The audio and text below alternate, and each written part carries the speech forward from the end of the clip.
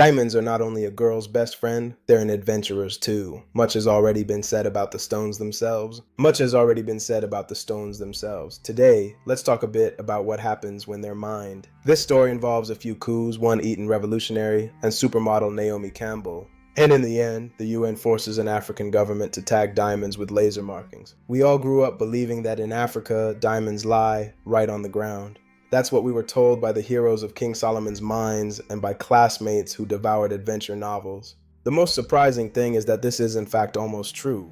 Europeans began industrial diamond mining in South Africa in the 1860s. By then, the region was inhabited by Boers, Dutch settlers who called themselves Afrikaners. One of the most famous legends about the discovery of diamonds in South Africa goes like this. A hunter named O'Reilly stopped for the night at the farm of an Afrikaner named Van Niekerk. This happened near the Vaal River in 1867. One morning, O'Reilly went outside and saw children playing with a stone in the yard. The hunter took a closer look and ran to the owner. "Listen, this is a diamond," the guest exclaimed. Van Niekerk laughed and said, "Oh, take the stone if you want. There were plenty of them around after all." O'Reilly took him up on the offer, and in Cape Town, it turned out the stone really was a gem. The lucky hunter sold the diamond for $3,000 and, to his credit, shared the profit with Van Niekerk. The story spread across South Africa and soon ruined Van Niekerk's farm. Within just a couple of years, diamond seekers had torn the place apart, digging up literally everything they could. Still, Van Niekerk didn't end up empty-handed. Caught up in the diamond fever, he started prospecting himself, and according to legend, struck it rich. It was Van Niekerk who bought a diamond from a shepherd friend, which after cutting became known as the Star of South Africa.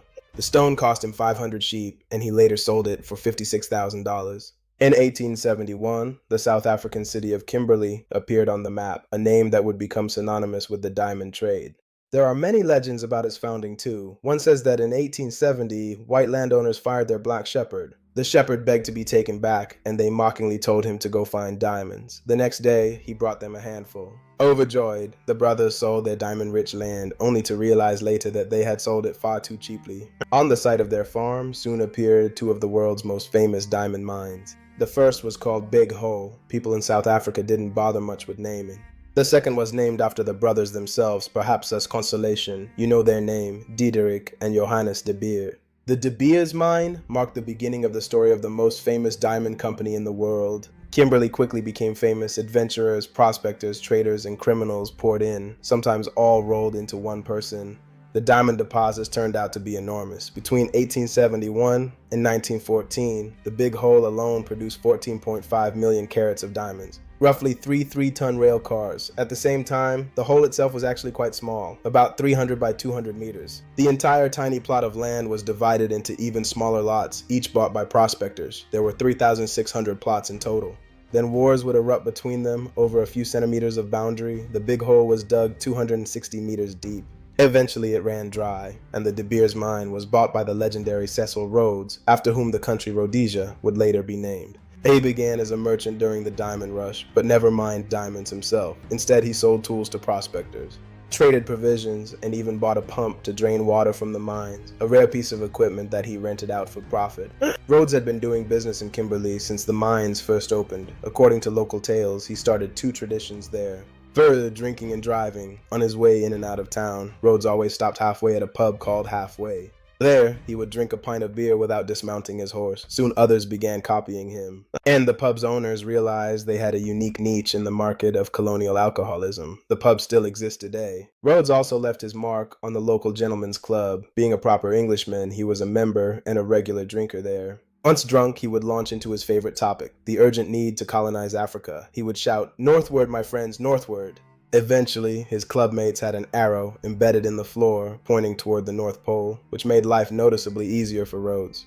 Between these simple amusements, Rhodes bought the De Beers mine and founded the company of the same name with funding from the Rothschilds. By 1883, the entire diamond mining industry of the Cape Colony, the British-controlled territories in South Africa, was under Rhodes's control. For him, this was only the beginning. He would later go into politics, become Prime Minister of the Cape Colony, attempt a coup in neighboring Transvaal, and spark the Second Anglo-Boer War, which in turn would lead to the creation of South Africa. He died in 1902. By that time, De Beers controlled 95% of the world's diamond production. In 1903, new deposits were discovered in southern Rhodesia, today's Zimbabwe. In 1907, diamonds were found in Angola.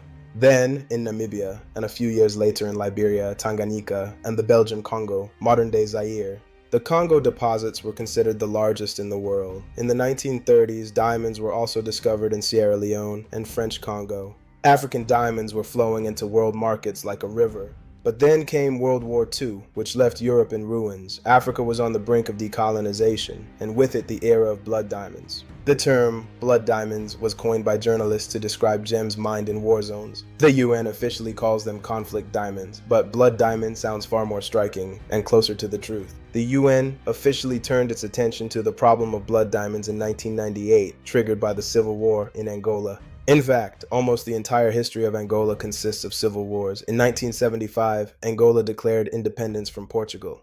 But once the colonizers were gone, the liberators turned on each other. The two strongest factions were UNITA and MPLA. To decide what kind of independence Angola should have, the country plunged into one of the most famous proxy wars of the 20th century.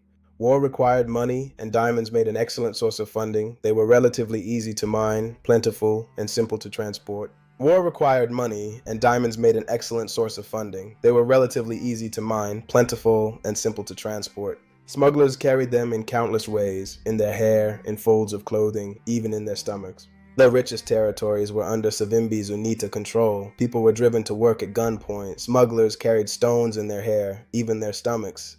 The UN officially turned its attention to the problem in 1998, triggered by the Civil War. In 1992, MPLA and UNITA agreed to hold elections, which ended in another massacre, claiming tens of thousands of lives. 6 years later, the UN finally turned its attention to the diamond problem. The 1998 UN resolution banned trade in Angolan diamonds.